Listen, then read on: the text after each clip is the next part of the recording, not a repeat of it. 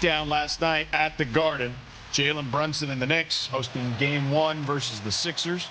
We'll start here, under 5 minutes to go in the first quarter. Brunson goes at Paul George, shoots the midi. I would say it was a longie. Okay. Under 2 minutes left the first. Kelly Oubre Jr. goes for the layup. He gets blocked by Anunoby. Anunoby has the ball on the other end. OG is really having a great start to this postseason. 9 minutes left the second. Josh Hart strips the ball, gets it to Bridges. Fast break finish. Anunoby and Bridges, first duo to each average 20 points, 75% field goal percentage in the same two-game span. Now that's 3 and D. Here's Brunson. That's a midi. I would say that's more like a floater. Okay, yeah, you're push right. shot even. All right, it's 1-1. Who will win the next? Final seconds of the second quarter. Mikal Bridges kicks it out What to do you call Brunson. that one? 3 ball. As the clock expires, Brunson 5 straight 35-point games versus the Sixers. He had to go to the bathroom. He's like, get out of my way. Tied with Jordan for the longest streak of all time. That's always good. 7 minutes left in the third. Towns sets the screen, gets the ball back, and a triple for Cat. The Knicks go on to dominate the Sixers 137-98. New York's 39-point win, its largest in a home playoff game in franchise history, and second largest in a playoff game behind their 51-point win over the Hawks in Game 6 just a fefew days ago this postseason. Jalen Brunson was with SVP last night and spoke about the blowout win. I don't think it's sustainable for us to keep thinking we're going to win by so much. Sure. I think we have the confidence to win. But I think most importantly, just having the right mindset, making sure we're paying attention to the little details. All the little things matter, and just can't lose sight of the main thing and staying focused. We're playing well, but it doesn't mean anything if we can't find a way to get 3 more wins. So we just got to stick to the task at hand. What you said is the last 4 games. The key word is last. It doesn't have anything to do with the next 3, 4, 5, 6. We got to stay locked in and be disciplined and execute at a high level. Oh, no.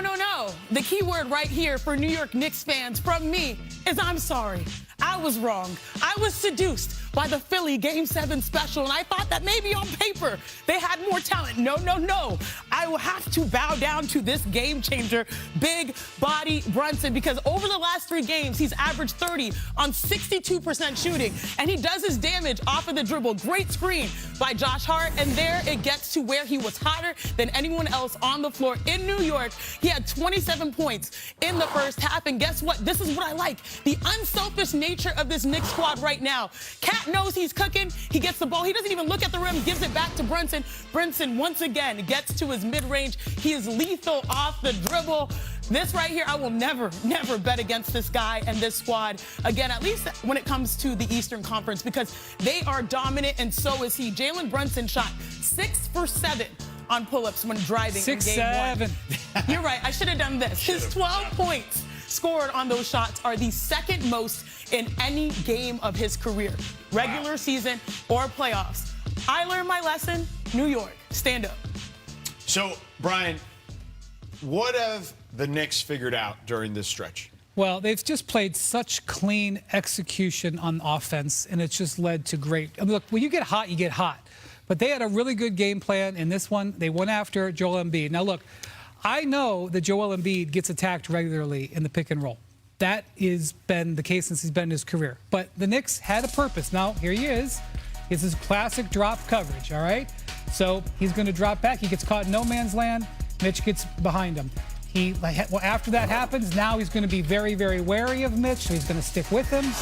He's going to say, oh, man, I don't want Mitch to go back to the rim again. I'm going to go with him this time. And then he gives up a straight line drive to the rim. Look, it's one thing to have this in your lineup. This is it's a basic pick and pop. Joel is slow to recover because he's been getting beat on drives. Look, it's one thing to have this in your offense. This is not like next level stuff, but getting it, having it cleanly run and executed is the pathway to getting quality offense in the postseason. And that's what the Knicks did. And speaking of quality offense, the hub of their offense has been Karl Anthony Towns. And on that breakdown, I showed that on some plays he didn't even look at the basket because he was feeding the guy that had the hot hand in Jalen Brunson. But his playmaking, you have to appreciate and give attention to this, because this is a part of his game that I don't think many people give him enough credit. Over the last 4 games, he's had at least 6 assists. And I believe in that span, right, he had 2 triple-doubles.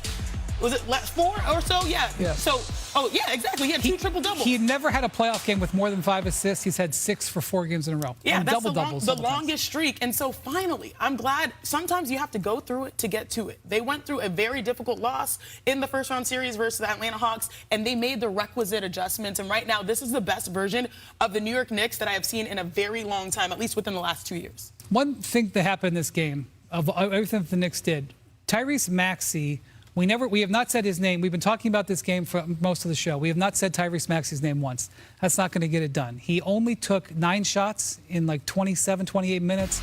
They need him to be a bigger factor.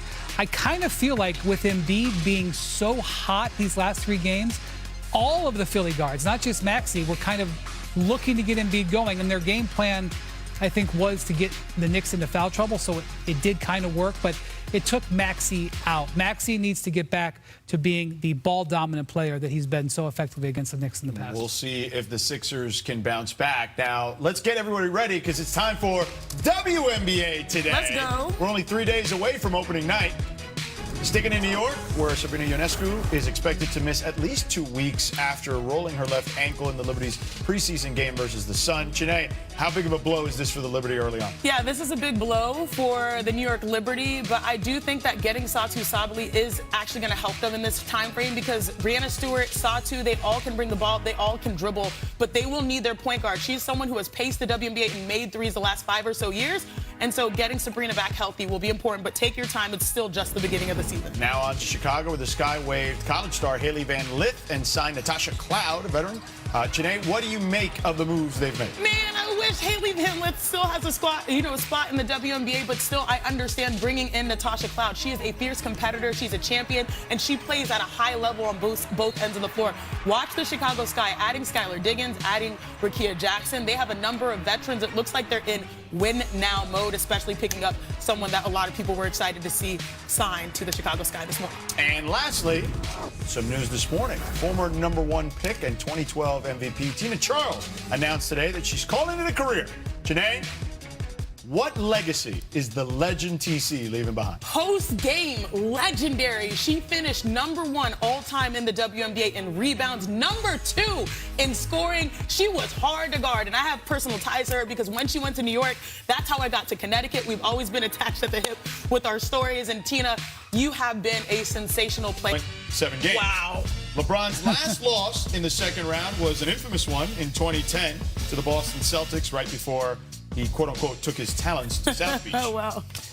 Tonight will be LeBron's 81st game in the conference semis. Almost an entire NBA season. That's crazy. Worth of games. Just in the second round. Just A nuts. whole season worth of second-round success. All right, we rank the top of the top. Best LeBron round 2 moments. Let's go. At number 5, 2014 versus the Nets on Paul Pierce. Oh! In and out dribble. In and out dribble, yeah. That was tough. Too strong. He always likes beating Garnett and Pierce. I don't he care definitely did what that. uniform they had on. Yeah, he definitely enjoyed those years for sure. Number 4, 2015 versus the Bulls. The three-pointer. This is the one he took the I scratched play. it. I scratched it. He's like, no, I'm taking this shot, David Blatt. Yep. The Cavs avoid going down 3-1 and tie the series. That was a huge moment in his second Cavs career. Yep. Number 3, 2020 in the bubble Bubble hoop. against the Rockets on Rush.